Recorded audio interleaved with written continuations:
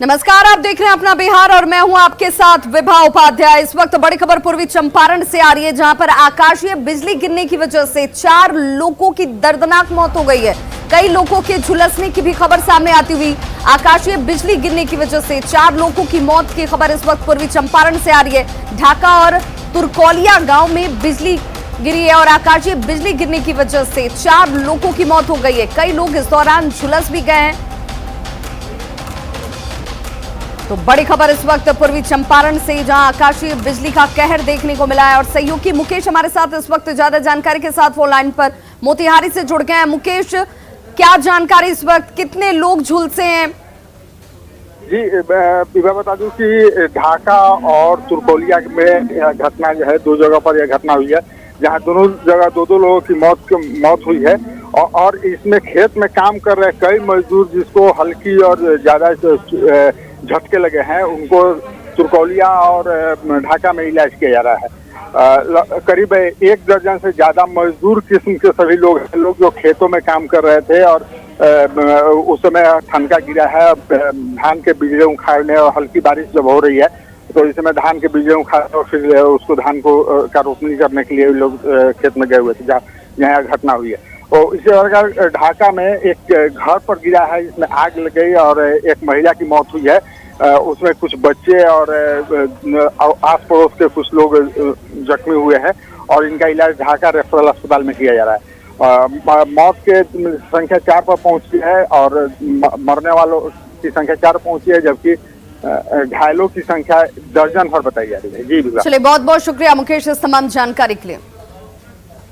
बिहार में नक्सलवाद पर नकेल जारी है। नक्सलवाद पर केंद्रीय गृह मंत्रालय की ताजा रिपोर्ट सामने है, जिस रिपोर्ट में बिहार के 6 जिले नक्सल प्रभाव से मुक्त हो गए हैं। बिहार में अब 10 जिले हैं जिसे नक्सलवाद प्रभावित बताया गया है और इस वक्त ये गृह मंत्रालय की तरफ से जो ताजा रिपोर्ट सामने आई है नक्सलवाद को लेकर, वो बिहार में 6 जिले जो हैं वो नक्सल प्रभाव से मुक्त हो चुके हैं।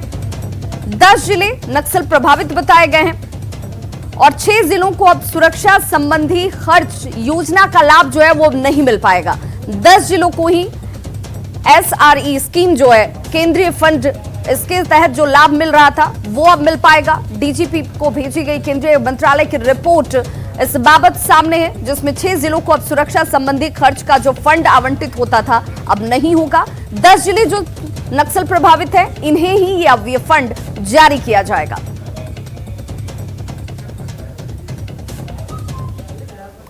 तो ताजा रिपोर्ट के हिसाब से राज्य के 6 जिले नक्सल प्रभाव से मुक्त हो चुके हैं। इनमें अरवल, पूर्वी चंपारण, जहानाबाद, मुजफ्फरपुर, वैशाली और नालंदा हैं, जो 2018 में नक्सल प्रभावित थे। अब ये नक्सल मुक्त हो चुके हैं। जिनमें कौन कौन से जिले हैं उसका जिक्र भी करते चले। अरवल, पूर्वी चंपारण, जहानाबाद, मुजफ्फरपुर, वैशाली और नालंदा, ये वो 6 जिले हैं जो नक्सल प्रभाव से अब मुक्त हो चुके हैं और अब इन्हें केंद्र की तरफ से मिलने वाली राशि नहीं मिलेगी जो इस मद में मिल रही थी। केंद्रीय गृह मंत्रालय ने बिहार के 6 जिलों को नक्सल प्रभावित जिलों की श्रेणी से अलग कर दिया है। वहीं औरंगाबाद जिले को डिस्ट्रिक्ट ऑफ कंसर्न की श्रेणी में डाला गया है। लखीसराय और जमुई जिले की बात करें तो इन जिलों को सर्वाधिक उग्रवाद प्रभावित जिलों की श्रेणी में रखा गया है और कैसे कैटेगराइजेशन किया गया है जिलों का, उसकी जानकारी आपके सामने। केंद्रीय गृह मंत्रालय ने नक्सल प्रभावित जो जिले हैं, उग्रवाद प्रभावित जो जिले हैं, उसका वर्गीकरण नए सिरे से किया है। बताते चले कि बिहार के जो 6 जिले हैं उन्हें नक्सल प्रभावित जिलों के श्रेणी से बाहर कर दिया गया है और 10 जिले जो हैं वो अभी भी नक्सल प्रभावित श्रेणी में उन्हें रखा गया है। और इस संदर्भ में जो है सुरक्षा संबंधी व्यय यानी कि SRE योजना में जो है इन जिलों को जो है वो शामिल किया गया है।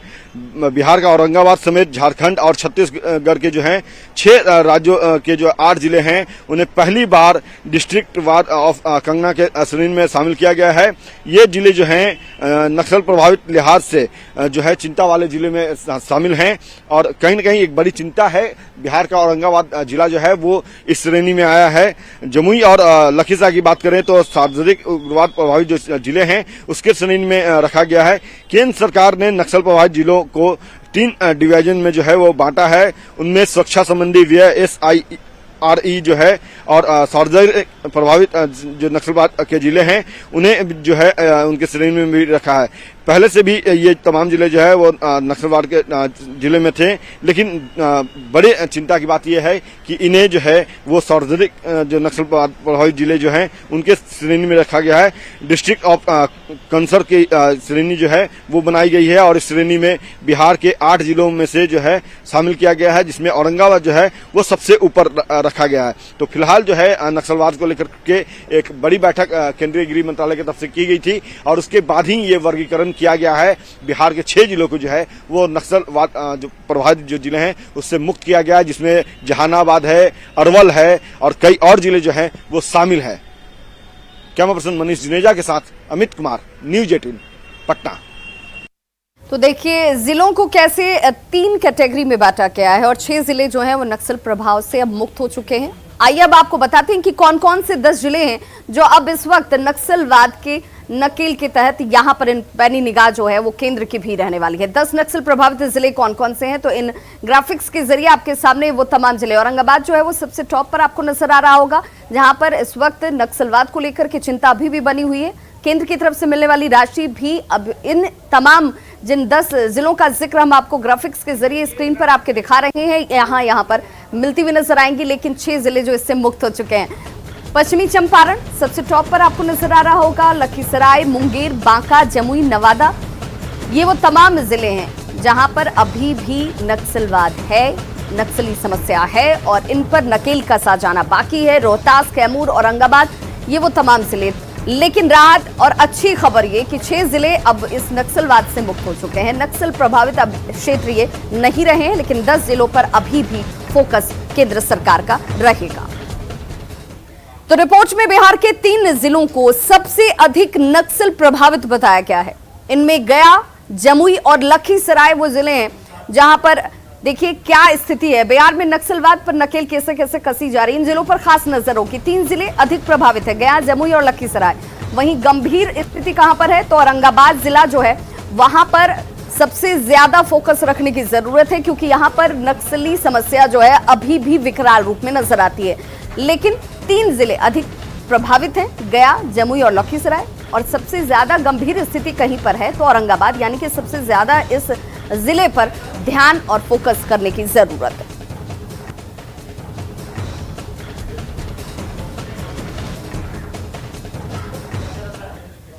तो चलिए अब आपको बताते चले कि पिछले 6 साल में बिहार में नक्सलवाद पर लगातार जब लगाम लगाई जा रही है तो जिला साल दर साल क्या स्थिति बनती हुई नजर आई। वर्ष 2015 से शुरू करते हैं तो वर्ष 2015 से क्या हालात बने।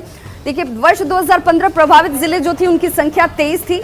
2018 आते आते देखिए प्रभावित जिलों की संख्या 16 हो जाती है और अब 2021 में प्रभावित जिलों की संख्या जो है वो 10 पर आकर सीमित हुई है। राज्य में नक्सलवाद का जो दायरा है जो 2015 में 23 जिलों तक फैला हुआ था वो 2021 आते आते 10 जिलों तक सीमित हो चुका है। एक बड़ी राहत की खबर, एक अच्छी खबर कही जाएगी, क्योंकि यहाँ पर विकास नजर आता है, लोग यहाँ शिक्षित हो रहे हैं और ऐसे में डेवलपमेंट की वजह से अब ये नक्सलवाद जो है समस्या यहाँ पर सीमित क्षेत्र में सीमित जिलों तक नजर आती है। और 2020 में रची गई दरभंगा ब्लास्ट साजिश, देखिए ये बड़ी जानकारी इस वक्त सामने आती हुई, बड़ी खबर इस वक्त जिसमें दरभंगा ब्लास्ट को लेकर के बताया जा रहा है कि 2020 में ही इसे लेकर साजिश रची गई थी। जांच एजेंसियों की जांच में ये खुलासा सामने है। हाल के कई धमाकों की 2020 में ही साजिश रची गई, हालांकि उसे अंजाम देने की कोशिश की जा रही थी लेकिन उनका मंसूबा पूरा नहीं हो पाया। सीए के विरोध प्रदर्शन के दौरान ये साजिश जो है वो सामने नजर आती है। विरोध प्रदर्शन के दौरान मुस्लिम बच्चों को ब्रेन वॉश किया जाता है। मोहम्मद इकबाल स्लीपर सेल के जरिए रिक्रूट कर रहा था लोगों को, उनका ब्रेन वॉश किया जाता था। 60 मुस्लिम बच्चों को ब्रेन वॉश कर रिक्रूट करने की खबर, एक बड़ी जानकारी इस वक्त सामने आती हुई। तो दरभंगा पार्सल ब्लास्ट के बाद देखिए एक बड़ी जानकारी, एक बड़ी सूचना आप तक पहुंचाते हुए कि यहां पर किस तरीके से 2020 से ही साजिश को रचा जा रहा था, अंजाम देने की कोशिश की जा रही थी। और हमारे सहयोगी अमित इस वक्त लाइव जुड़ गए इस बड़ी खबर पर। अमित, एक बड़ी चिंता का विषय भी कि इसे कहीं ना कहीं पहले से साजिश के तौर पर रचा जा रहा था, हालांकि इसकी पोल खुल जाती है, जांच एजेंसियों को भनक लग जाती है, लेकिन अभी भी जो लोग गिरफ्त से बाहर हैं वो इस तरह की साजिश रच रहे होंगे, उन्हें पकड़ में लेना, उन्हें गिरफ्तार करना एक बड़ी चुनौती दिखती है।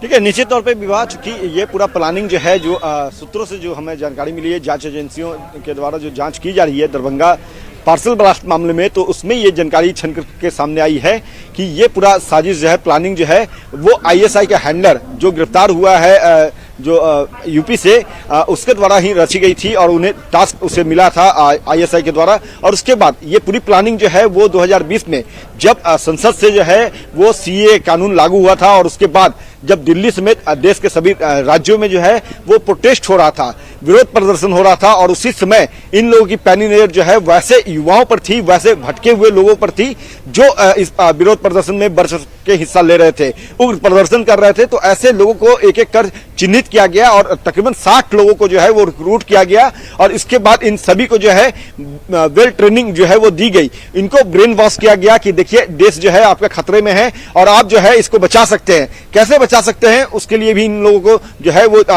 बताया गया, ब्रेन वॉश किया गया। नापाक मंसूबे के तहत इनको तैयार किया गया कि आप देश के विभिन्न हिस्सों में जाएं और वहां जाकर के धमाका करें। तो इसकी प्लानिंग जो है वो रची गई थी और इसे अंजाम में पहुंचाने का जो कोशिश है वो 15 जून को जो है सिकंदराबाद से शुरू हुआ। पहले सेलेक्ट किया जाता है, इनका ब्रेन वॉश किया जाता है। अब ये सभी किन किन राज्यों से संबंधित हैं, ये बच्चे कौन हैं, क्या अब ये अपने परिवार के संपर्क में हैं या नहीं है, ये तमाम चीजें अब इस वक्त सामने आनी भी बहुत जरूरी है और क्या इसे लेकर के भी कार्य किया जा रहा है। देखिए, निश्चित तौर पे विवाद, चूंकि ये सबसे बड़ा सवाल है, ये जानकारी जैसे ही जांच एजेंसियों के हाथ आई, जो पूछताछ के दौरान जो हैंडलर है उन्होंने इस बात को स्वीकारा कि इसकी प्लानिंग जो है 2020 में रची गई थी और जो लोग हैं उन्हें रिक्रूट किया गया था। सीएए के विरोध प्रदर्शन के जो दौरान जो है इन लोगों को रिक्रूट किया गया था। फिलहाल इनमें से जो दो जो लोग हैं उनको उनका इस्तेमाल जो है वो दरभंगा पार्सल ब्लास्ट मामले में जो है इस संगठन के जो लोग हैं उन्होंने किया।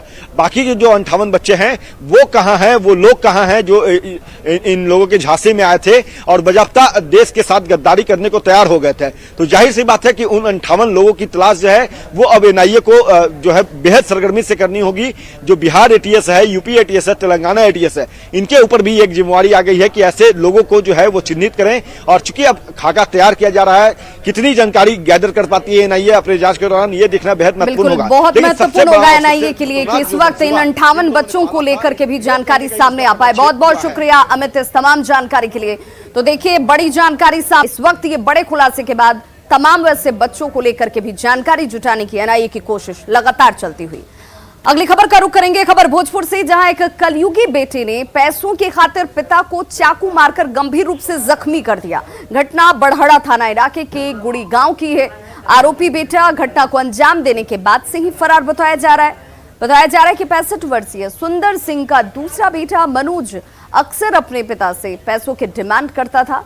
सुबह एक बार फिर से पिता के साथ पैसों को लेकर नोकझोंक होती है। पिता के पैसे देने से इनकार करने के बाद पहले संपत्ति बंटवारे की बातचीत और झगड़े की शुरुआत होती है और फिर पिता को ताबड़तोड़ चाकू से मारकर हमला कर यह शख्स यहां से फरार हो जाता है। कल से कि धन दे हमरा के बाट हमार। अच्छा, कल आज हमरा के को पैसा तन के 3 जना देता रहलो, हम अपनी जिंदगी में काहे बांट दी, मर जाई तो ले ली हलो। एक हिस्से में चाकू मार देला। हां, इधर आवा तब ये दिसंबर से बेटी के बियाह। और तमाम कोशिशों के बावजूद बालू के अवैध खनन पर लगाम नहीं लग पा रही है। आलम यह है कि खनन तो हो ही रहा है, साथ ही साथ बालू घाटों पर माफिया वर्चस्व को लेकर फायरिंग भी करते नजर आ रहे हैं। प्रशासन के तमाम दावे को ध्वस्त करने वाली तस्वीर बेटा और मनेर से सामने आई और कैमरे में ये तस्वीरें कैद भी हुई हैं। देखिए माफिया कैसे अपने मंसूबे में कामयाब हो रहे हैं और सरकार को राजस्व का करोड़ों का चूना लगा रहे हैं। बिना किसी डर के, बिना किसी भय के सोन नदी के घाट से बालू का उठाव देखिए जेसीबी के जरिए किस तरीके से धड़ल्ले से, कोई डर नहीं है इन बालू माफियाओं को। नाव पर लोडिंग इसकी की जाती है, फायरिंग यहां पर खनन को लेकर लगातार होता हुआ जमीन पर बिखरे पड़े इन खोखों और हाथ में बंदूक लिए ये शख्स, जिन्हें देखकर आपको इनके बेखौफ होने का अंदाजा लग जाएगा। आपको इस बात की जानकारी हो जाएगी कि कानून का जरा भी खौफ इनके ऊपर नजर नहीं आता है।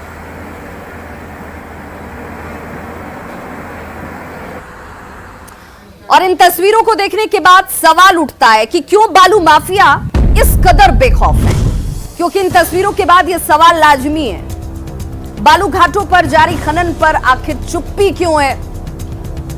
क्या प्रशासन सिर्फ दावा ही करती है? सरकार को चूना लगाने वालों के ऊपर कार्रवाई कब तक होगी? क्या रसूख के आगे प्रशासन नतमस्तक है?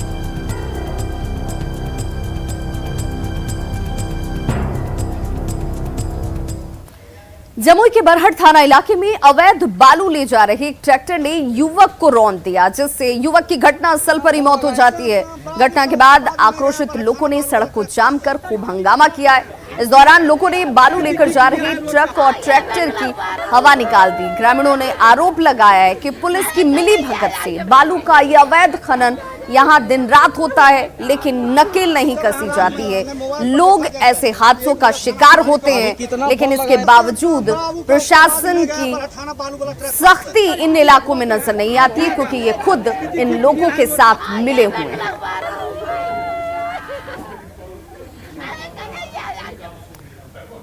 और इस हादसे के बाद मृतक के चाचा ने आरोप लगाया कि अवैध बालू लदे ट्रैक्टर ने उनके भतीजे को रौंद डाला। रात से ही वो थानेदार को कॉल लगाकर इसकी जानकारी देने की कोशिश करते रहे, लेकिन थानेदार साहब जो हैं वो सुबह पहुंचने की जहमत उठाते नजर आए।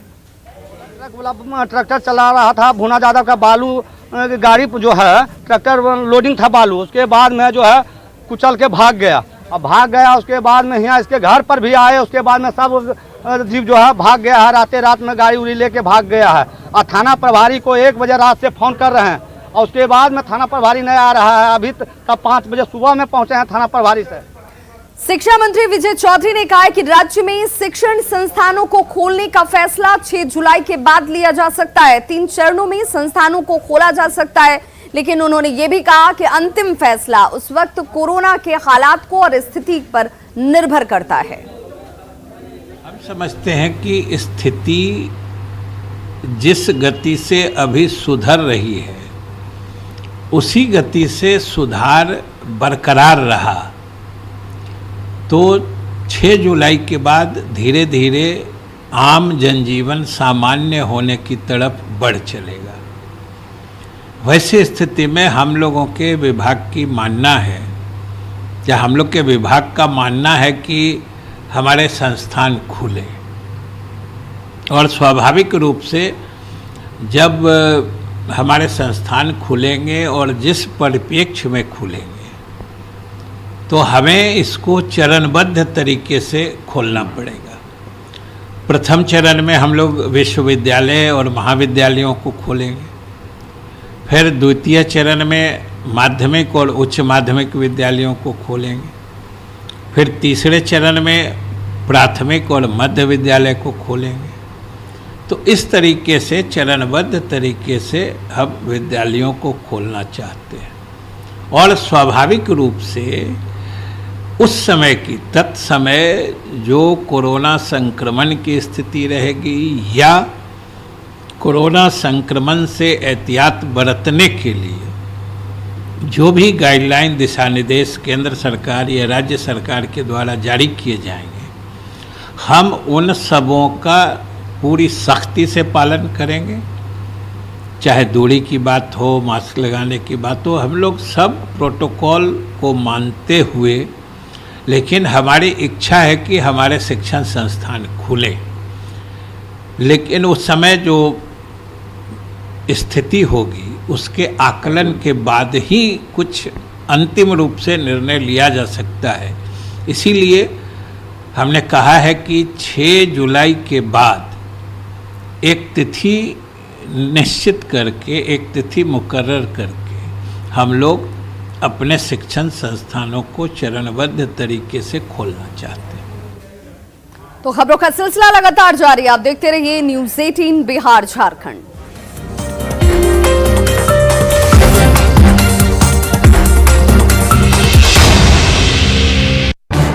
इस न्यूज हेडलाइंस के प्रायोजक